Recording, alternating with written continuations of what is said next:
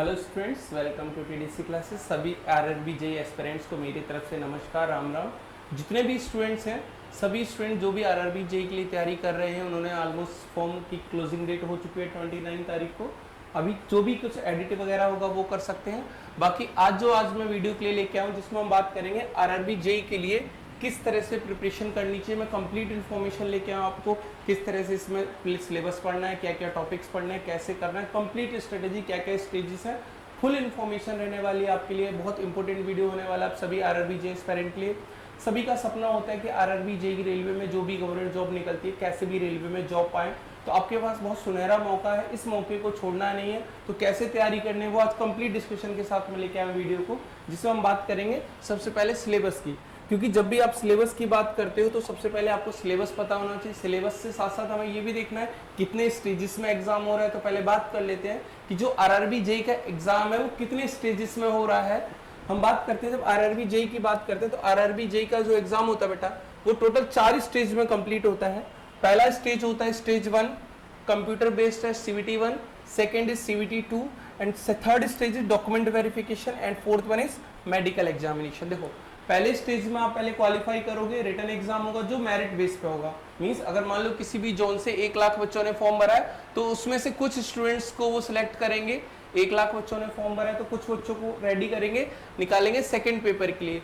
Second paper का जो result होगा वो उसके बेसिस पे मेरिट डिसाइड होती है, जिसके ज्यादा मार्क्स उसका सिलेक्शन होगा। तो आपके 2 पेपर होंगे, एक CVT 1 और CVT 2, दोनों पेपर के हिसाब से आपको प्रिपरेशन करनी पड़ेगी। प्लस उसके बाद होता है डॉक्यूमेंट वेरिफिकेशन। तो जितने भी आपके डॉक्यूमेंट्स हैं वो सारे डॉक्यूमेंट्स आप कंप्लीट करोगे। इनके बारे में अभी मैं सोच रहा हूँ, जब आपका CVT 2 हो जाएगा उसके बाद आपको टाइम मिलता है 2 से 3 महीने का, जब जाके आप डॉक्यूमेंट वेरिफिकेशन कराओगे।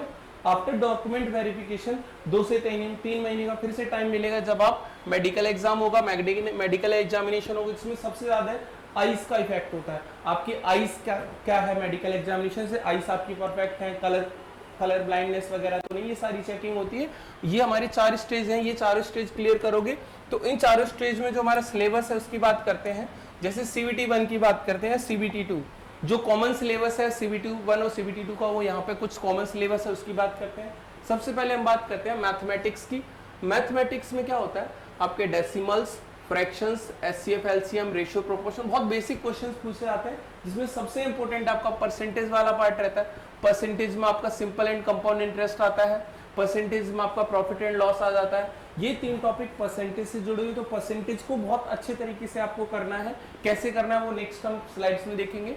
आपका अलजेब्रा हो गया, ज्योमेट्री हो गया, यानी यहाँ पे बेसिक मैथ और एडवांस मैथ दोनों है। अलजेब्रा, ज्योमेट्री, आपका मेंसुरेशन, एडवांस और बेसिक मैथ्स दोनों कंप्लीट है। इसमें कैलेंडर भी आप करेगा, क्लॉक भी रहेगा, pipe and system, time and work का जो कंसेप्ट होता है उसी कंसेप्ट से हम पाइप एंड सिस्टम के क्वेश्चंस करते हैं। तो बहुत ज्यादा सिलेबस नहीं है, आपको ये नहीं करना कि CGL का सिलेबस लेके बैठ गए उस लेवल के क्वेश्चन करने लगे, नहीं। आरआरबी में जो क्वेश्चंस आते हैं वो काफी इजी आएंगे CVT 1 के लिए, बिकॉज 90 मिनट का पेपर रहेगा, 100 क्वेश्चंस रहेंगे, तो 1 मिनट से कम समय रहेगा। तो बहुत ज्यादा टफ क्वेश्चंस के पीछे नहीं जाना है, ठीक है। बट कंसेप्ट सीखने के लिए आप प्रैक्टिस कर सकते हो, ठीक है। दूसरा हमारा रीजनिंग का। रीजनिंग में आपके एनालॉजीज रहेगा सिलेबस में, अल्फाबेटिकल नंबर सीरीज रहेगा, कोडिंग डिकोडिंग, ठीक है। मैथमेटिकल ऑपरेशंस हो गया, आपका सिलोजिज्म हो गया, जम्बलिंग हो गया, वेन डायग्राम हो गया, डाटा एंट्री। कंप्लीट जो सिलेबस है वो हमारा कंप्लीट, ये पूरा सिलेबस आपका यूट्यूब पे हम लोग हमारी TDC क्लासेस की टीम की तरफ से फ्री आपको प्रोवाइड किया जा रहा है। Monday to Friday daily class होगी 3 to 6 में। ये सारा सिलेबस आपका कवर होगा फ्री ऑफ कॉस्ट, ठीक है। इसके अलावा पेड बैचेस अलग चल रहे हैं। आगे हम बात करते हैं जनरल अवेयरनेस के सिलेबस की। जनरल अवेयरनेस के सिलेबस में बहुत ज्यादा डीप में नहीं जाना आपको, जो करंट या स्टैटिक जो GS है उसके बारे में पढ़ना है, प्लस थोड़ा सा आपको नॉलेज करंट अफेयर का होना चाहिए। बिकॉज CVT 1 में जो GS का पोर्शन है वो सिर्फ 15 मार्क्स का है, तो 15 मार्क्स को आप थोड़ा सा साइड में रख सकते हो, मतलब इसको करना है, ऐसा नहीं कि छोड़ के जाना है, कंप्लीट सिलेबस करके जाना है। ये GS का सिलेबस है। जनरल साइंस की जब बात करते हो, फिजिक्स, केमिस्ट्री एंड बायोलॉजी की बात करते हैं, लाइफ साइंस की। ये जो लाइफ साइंस जनरल साइंस वाला पोर्शन है ये क्लास 10th के लेवल का आता है, तो आपको क्लास 10 तक का 9th और 10th का जो जनरल साइंस का वहां से कर सकते हैं। आगे बढ़ते हैं इसमें हम नेक्स्ट। ये हमें सिलेबस आपको पता होना चाहिए, जो मैंने कंप्लीट सिलेबस बताया ये आपके पास अलग से एक पेज में लिखा होना चाहिए हर एक स्टूडेंट के पास, जो भी तैयारी करना चाहते हैं डेडिकेटली। जैसे आपने कोडिंग डिकोडिंग कर लिया, मान लो आपने कोडिंग डिकोडिंग कर लिया तो आपको कोडिंग डिकोडिंग टिक कर लेना है, या हाईलाइटर से हाईलाइट कर देना जो जो सिलेबस आपका होता जाएगा। ठीक है, किस तरह से करना है उसकी बात करते हैं। उससे पहले कि जो हमारा CVT 1 है उसमें क्या वेटेज है, क्या क्राइटेरिया है, एग्जाम पैटर्न कैसा होगा वो देखो। जब हम बात करते हैं CVT 1 की, तो CVT 1 में जो सबसे पहले आएगा आपके पास मैथमेटिक्स, मैथ्स का सिलेबस जो आएगा, मैथ्स के 30 क्वेश्चंस रहेंगे, जनरल अवेयरनेस के 15 क्वेश्चंस, जनरल साइंस के 30 क्वेश्चंस एंड रीजनिंग के आपके पास 25 क्वेश्चंस। टोटल आपके पास 100 क्वेश्चंस रहेंगे 100 मार्क्स के। अब ये मान के चलना किसी भी एग्जाम में CVT 1 में जो कट ऑफ रहेगा वो 70 प्लस रहने वाला। अगर पेपर टफ आएगा तो 70 से नीचे जाएगा, अदरवाइज 70 से ऊपर ही जाएगा 75। तो अगर सेफ जोन लेके चलोगे तो आपको स्कोर करना ही होगा 70 प्लस 75 प्लस मान के चलिएगा, क्योंकि नॉर्मलाइजेशन होगा तो वो आपका अगर मान लो 75 स्कोर करते हैं तो नॉर्मलाइजेशन होकर वो हो सकता है 65 भी आ जाए। तो आप अपने आप को सेफ जोन में रखना चाहते हैं तो जो आपके पास 100 क्वेश्चंस हैं, 100 क्वेश्चंस में से टारगेट रखिएगा 75 आपके पास एक्यूरेट सही हो, क्योंकि यहाँ पे नेगेटिव मार्किंग भी है तो नेगेटिव मार्किंग से बचना है। तो मेनली आप जस्ट ज्यादा फोकस कर सकते हैं मैथमेटिक्स और रीजनिंग पे। ठीक है, 25 नंबर यहाँ रीजनिंग के, 30 नंबर यहाँ पे हो गए, टोटल 55 मार्क्स। 55 मार्क्स आपके से 2 सब्जेक्ट से आ जाएंगे। और फिर बचता है जनरल साइंस, जिसमें फिजिक्स, केमिस्ट्री और बायोलॉजी की बात करते हैं। ये थ्योरेटिकल क्वेश्चन होता है। अब मान लो आपको काफी टाइम हो गया क्लास 10 छोड़िए, बट 9th 10th की जो साइंस की NCERT की बुक वो आप रीड कर सकते हो। इसके अलावा कोई भी बुक आप परचेज कर सकते हो। ठीक है, आगे बढ़ते हैं हम नेक्स्ट स्लाइड पे।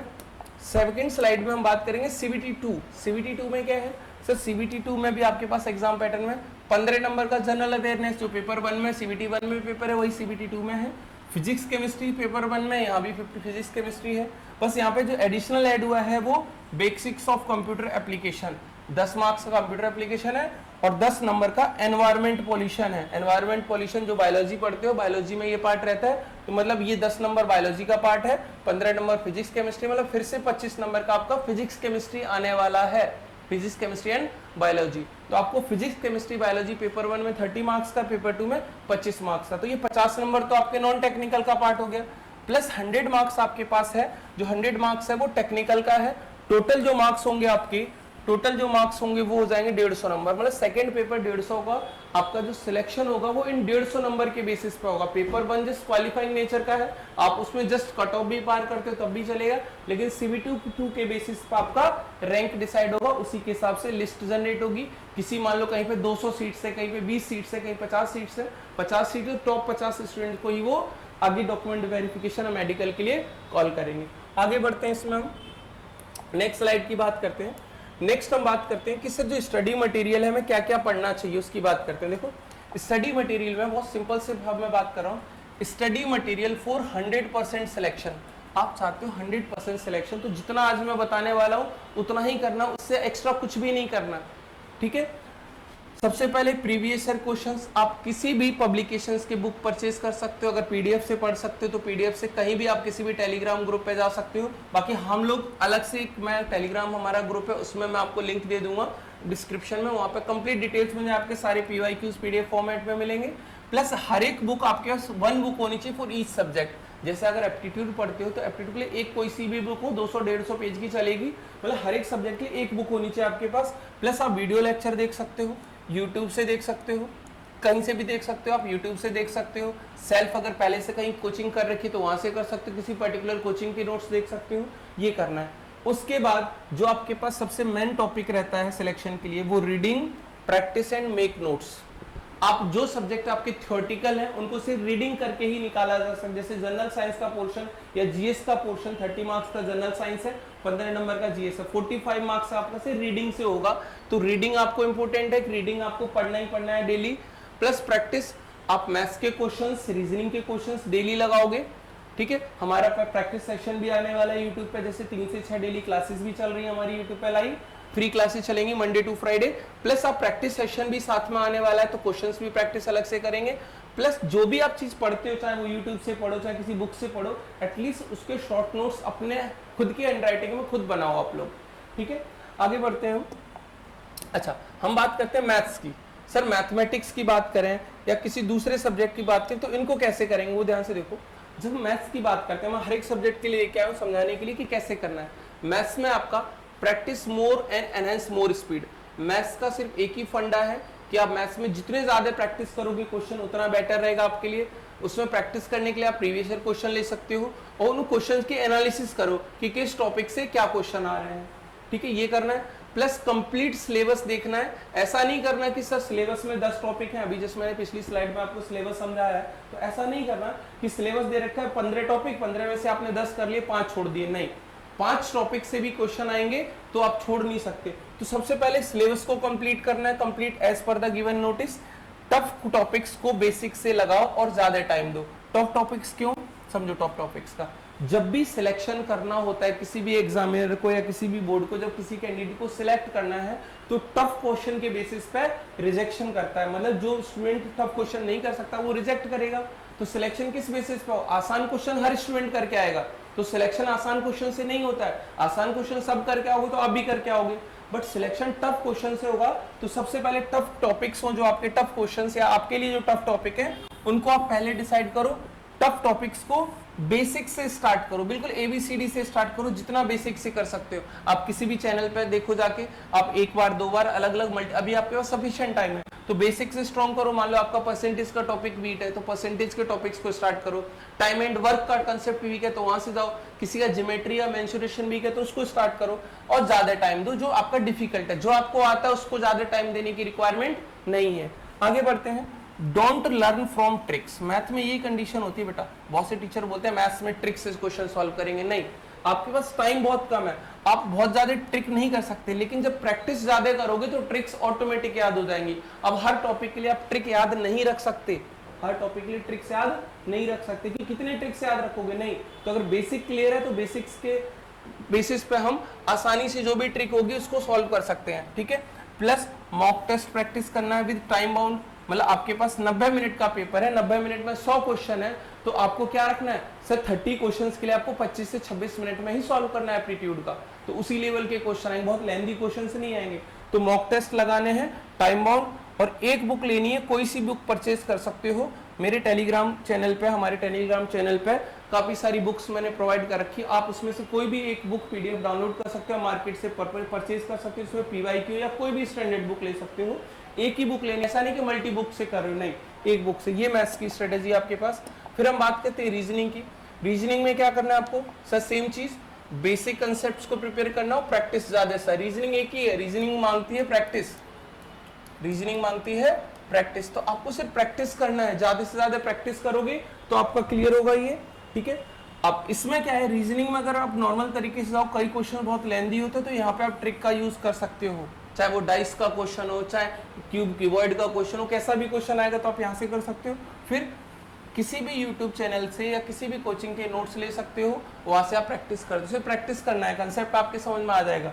PYQ क्वेश्चंस लगाने, मॉक टेस्ट लगाना है और खुद के नोट्स बनाए। रीजनिंग का सबसे अच्छा है कि आप खुद के नोट्स बनाओ, ये चीज हम हर एक सब्जेक्ट के लिए फॉलो कर सकते हैं कि आप खुद के नोट्स बनाओ, क्योंकि आप कहीं से डाउनलोड करोगे नोट्स, दूसरे की हैंड राइटिंग या रिटन फॉर्मेट को पढ़ने में इंटरेस्ट नहीं आता, तो खुद के हैंड राइटिंग के नोट्स बनाओ, ठीक है। फिर बात करते हैं साइंस की। तो साइंस में क्या है, क्लास 9th और 10th की NCERT ले लो या किसी कोई बुक ले लो आप। साइंस की एनसाइक्लोपीडिया आती है, साइंस के लिए मैं सिंपल होता हूँ, एनसाइक्लोपीडिया बुक आती है अरिहंत पब्लिकेशन की, वो आप परचेज कर सकते हो। फिजिक्स केमिस्ट्री बायोलॉजी, बिकॉज आपका 30 नंबर का पेपर 1 में है और 25 नंबर का ऑलमोस्ट पेपर 2 में, जिसमें 15 नंबर का GS फिजिक्स केमिस्ट्री के नाम से है, 10 नंबर पॉल्यूशन का है, तो ये टोटल आपके पास 55 नंबर है। पहले 30 मार्क्स सिलेक्शन करवाने के लिए CBT 2 के लिए, और ये मेरिट के लिए 25 क्वेश्चन। तो आप साइंस को नेग्लेक्ट नहीं कर सकते। अगर अभी तक किसी एग्जाम में, जैसे SSC JEE वाले एस्पिरेंट्स भी है यहाँ पे, तो SSC JEE में साइंस आपकी 12 से 15 नंबर की आती है, GS के पोर्शन 50 क्वेश्चन में, बट यहाँ पे साइंस के लिए आपको बहुत मेहनत करनी पड़ेगी, 30 क्वेश्चन बहुत ज्यादा वेटेज है बेटा। तो इसमें क्या करना है, अगर न्यूमेरिकल्स है तो फिजिक्स के न्यूमेरिकल लगा सकते हो, इंजीनियर्स जितने उनकी फिजिक्स स्ट्रॉन्ग होती है, फिजिक्स के आप न्यूमेरिकल लगा सकते हो। नोट्स बनाने अपने हैंड राइटिंग में, specially for biology, because biology में थियोरटिकल होता है, इंजीनियर्स स्टूडेंट्स बायोलॉजी नहीं पढ़ते, तो एटलीस्ट आपको बायोलॉजी के नोट्स बनाने पड़ेंगे, क्योंकि 30% जो वेटेज है पहले CBT 1 में, उसमें बायोलॉजी का वेटेज ज्यादा रहता है। फिर हम बात करते हैं किसी, वही चीज किसी भी चैनल को आप प्रेफर कर सकते हो, किसी भी कोचिंग के नोट्स को देख सकते हो, कोई भी यूट्यूब किसी भी टीचर को फॉलो करके यूट्यूब वीडियो से आप नोट्स बना सकते हो। प्लस ज्यादा से ज्यादा PYQ प्रैक्टिस करना है। नेक्स्ट हम बात करते हैं GS की, रीजनिंग की बात होगी हमारे पास। नेक्स्ट हम बात करते हैं साइंस की, होगी हमारे पास। फिर बात करते हैं जनरल अवेयरनेस की। जनरल अवेयरनेस में क्या है सर, 15 मार्क्स का वेटेज है। इसमें क्या करना है सर, यूपीएससी का कंटेंट या एसएससी का कंटेंट नहीं उठाना है, कोई भी आप पर्टिकुलर बुक उठा लीजिए जो मार्केट में अवेलेबल है, आरआरबी जेई के नाम से, उसको कवर कर लीजिए। प्लस करंट अफेयर जरूर करना है कि जो 15 क्वेश्चन है उसमें से चांसेस रहेंगे 7 to 8 9 क्वेश्चन आपके सिर्फ करंट अफेयर के, तो हिस्ट्री, पॉलिटी, ज्योग्राफी, इन टॉपिक से एक या दो क्वेश्चन आने के चांस है, तो वहां पे बहुत ज्यादा टाइम नहीं देना है। आप यहाँ पे करंट अफेयर को टाइम दे सकते हैं, स्पेशली 2024 अगर एग्जाम आपका नवंबर दिसंबर में भी होता है तो उस बेसिस पर आप कंप्लीट 2024 के सारे करंट अफेयर्स आप कर सकते हो। कोई भी मैगजीन परचेज कर लो, वहां से करो, ये आप कर सकते हो जनरल अवेयरनेस के लिए। फिर आगे हम बात करते हैं, हाँ ये जब बात करते हैं weekly mock test. Weekly mock test मतलब सर जो भी पढ़ रहे हो, प्रैक्टिस कुछ भी कर रहे हो, बट आप कितना प्रिपरेशन कर पा रहे हो, तो उसके लिए आपको वीकली मॉक टेस्ट लगाने पड़ेंगे। मींस 90 क्वेश्चंस आपको 90 मिनट में 100 क्वेश्चंस आपको लगाने पड़ेंगे 90 मिनट्स में। ये रेगुलर वीकली होना चाहिए।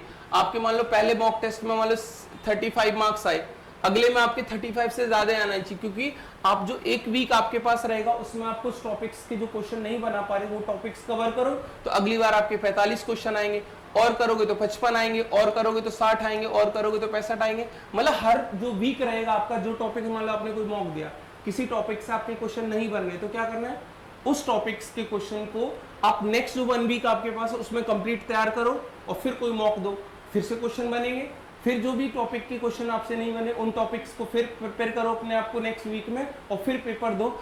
आप 30 से स्टार्ट भी करोगे ना मॉक टेस्ट में मार्क्स लाना, तो धीरे धीरे आपके 2 से 3 महीने में आराम से 75-80 तक जा सकते हो। तो ये टारगेट रखना पड़ेगा, ये आपको टारगेट रखना पड़ेगा 75 to 80 का। डेली रिवीजन करना है, मान लो आप 4 घंटे 6 घंटे डेली पढ़ते हो, एटलीस्ट 1 घंटे रिवीजन के लिए निकालो कि डेली आपने जो पढ़ा है सुबह से शाम तक उसको फटाफट एक नजर में देख लो कि क्या पढ़ चुके हो, क्या क्या नेक्स्ट पढ़ना है। प्लस मोटिवेटेड रहो, आपको डिमोटिवेट नहीं होना। अगर किसी मॉक में आपके मार्क्स कम आते हैं तो डिमोटिवेट नहीं होना, अपने आप को मोटिवेट रखो, ठीक है, मोटिवेट रखो कि एनी हाउ गवर्नमेंट की जॉब है, आरआरबी की जॉब है, 4 साल बाद आती है, लास्ट टाइम 2019 में आई थी, उसके बाद अब आई हूँ, तो काफी लंबे समय बाद आती है, तो ऐसा मौका फिर नहीं मिलेगा। नेक्स्ट टाइम जब मौका मिलेगा वो आपको 4 साल बाद ही मिलेगा। ये ट्रेंड रहा है, 2014 में वैकेंसी आई थी, 2015 में आई थी, 15 के बाद 18-19 में जो वैकेंसीज आई थी, ठीक है, तो 18-19 वाली वैकेंसी का सीधा 2024 में आ रही है। इस टाइम पे जेई के साथ साथ एसएससी की भी वैकेंसीज आती थी। जब मैंने ये 14 और 15 में एग्जाम दिए थे, 2 जेई के 2 एसएससी के, मैंने 1 जेई का एग्जाम क्वालिफाई किया था, 2 एसएससी का, मैंने एसएससी की ज्वाइनिंग को रिजेक्ट किया था। आगे बढ़ते हैं हम, आगे हम बात करते हैं नेक्स्ट, मेंटेन कंसिस्टेंसी। आपको कंसिस्टेंटी मेंटेन करनी पड़ेगी, मतलब अगर डेली 4 घंटे पढ़ रहे हैं तो डेली 4 घंटे पढ़ो। जैसे आपने कछुए खरगोश की कहानी सुनी है, बचपन से सुनते आ रहे हो, कई बार देखी भी होगी कि कछुआ धीरे धीरे चलता है लेकिन खरगोश से जीत जाता है। क्यों? वो कंटिन्यूअस रनिंग करता है। खरगोश क्या करता है सर, थोड़ा दौड़ता है फिर रेस्ट करता है, थोड़ा दौड़ता है। कछुआ क्या करता है, धीरे धीरे ही चलता है पर चलता है। तो आपको क्या करना है, कंसिस्टेंसी मेंटेन करनी है, आपको डेली पढ़ना है, छोड़ना नहीं है किसी भी दिन, डेली पढ़ना है, चाहे 2 घंटे के लिए पढ़ो चाहे 4 घंटे के लिए, पर मेंटेन करो कंसिस्टेंसी। इन सब चीजों के लिए आपको हेल्दी रहना पड़ेगा। तो अपने आप में खाने पीने पे भी ध्यान रखना है कि कुछ भी नहीं खाना है, ऐसी चीज नहीं खानी कि नींद ज्यादा आ रही है, तला हुआ ऑयली खा रहे हो तो नींद आ रही है, तो इस चीज पे भी आपको फोकस करना पड़ेगा। आप बीमार नहीं हो सकते। बहुत से स्टूडेंट्स ऐसे होते हैं कि जस्ट एग्जाम से पहले 1-1 महीने के लिए बीमार हो जाते हैं। वो सारे काम नहीं करना है, आपको अपने आप को मेंटेन करना है, ठीक है।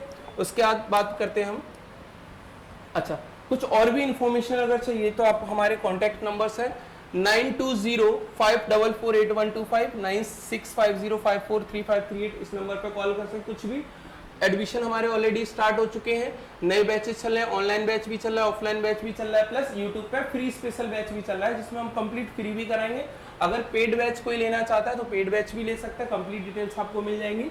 हमारी app application TDC classes app आप डाउनलोड करोगे प्ले स्टोर से, गूगल प्ले स्टोर से आप डाउनलोड करोगे TDC क्लासेस तो आपको मिल जाएगा, जिसमें सारे कोर्सेज के बारे में कंप्लीट इन्फॉर्मेशन है, ठीक है। अगर हम बात करते हैं और थोड़ा सा कि अगर आपको निकालना है, ठीक है, तो आप सिंपल सा करो कि जो भी चीज कर रहे हो उसका प्रैक्टिस करो। बेसिक फंडा है प्रैक्टिस, मतलब जितनी चीजें अभी डिस्कस की है मैंने 20-25 मिनट में, उसमें सबसे इंपॉर्टेंट चीज है क्या है, सिर्फ प्रैक्टिस।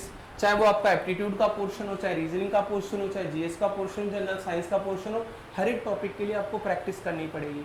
कभी भी किसी स्टूडेंट से पूछोगे जो ऑलरेडी क्वालिफाई करके जॉब पा चुका है, तो वो हमेशा ये बोलेगा उसने ज़्यादा नंबर ऑफ प्रैक्टिस किया होगा। अगर किसी ने पहले भी कोई एग्जाम दिया होगा, अपने दिल से पूछना, अगर किसी एग्जाम को क्वालिफाई नहीं किया है तो नहीं करने के पीछे एक रीज़न होगा आपका बेटा कि आप लोगों ने प्रैक्टिस नहीं की होगी। आप थ्योरी तो पढ़ लेते हो कि हाँ टाइम एंड वर्क के फॉर्मूले ये है, टाइम स्पीड डिस्टेंस के ये फॉर्मूले हैं, परसेंटेज के फॉर्मूले हैं, बट जब प्रैक्टिस करने का नंबर आता है तो फॉर्मूले पढ़ लेते हो एक पेज में लिख के शॉर्ट में, बट प्रैक्टिस नहीं करते। सिलेक्शन ना होने का रीजन एक होता है प्रैक्टिस ना करना। तो अल्टीमेट आपका गोल होना चाहिए प्रैक्टिस। आरआरबी में अगर सिलेक्शन चाहते हो, सर फर्स्ट अटेम्प्ट में क्लियर करना चाहते हो तो सिर्फ प्रैक्टिस करो।